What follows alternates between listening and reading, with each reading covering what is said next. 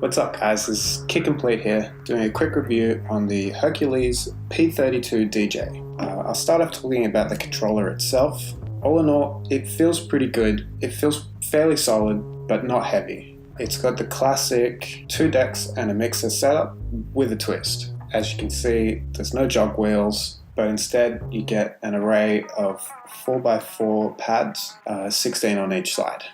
It comes with an RCA out and a headphone out, and it is completely USB powered. Starting with the mixer section, the faders feel pretty good. They're not really loose like a scratch fader. They're still smooth, but there's a bit of resistance on them, more like a club mixer. The knobs feel fairly sturdy. There is a tiny bit of wobble on them. They are plastic stems, but they do feel fairly solid.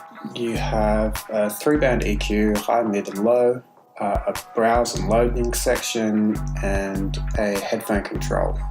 Moving over to the decks, you've got your transport section, your performance pads, effects controls, a dedicated filter, and a dedicated loop control. The pads on this controller is like a button style pad in that it moves up and down when you press on it. This is more akin to like a launch pad.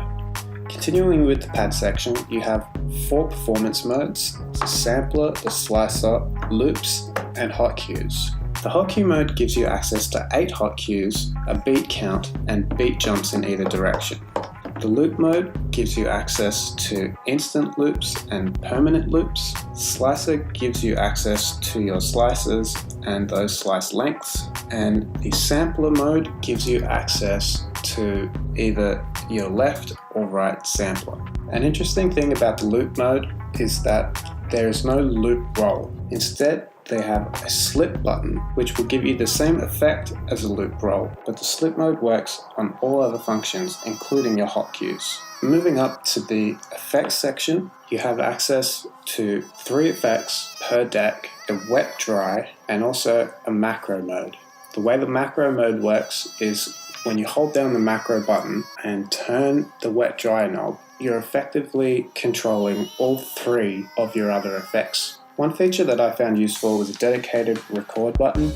This allows you to just record your mixes as you're doing them. It's actually what I used to record the audio on my last video during the performance. Moving on to the software itself, when I imported my tracks, the software did a pretty good job of detecting the BPM and the key of the song, but to compare it with something like Serato or Traktor, it definitely comes in second place. Bear in mind that Serato and Traktor have been perfecting their software for quite a bit longer than these guys.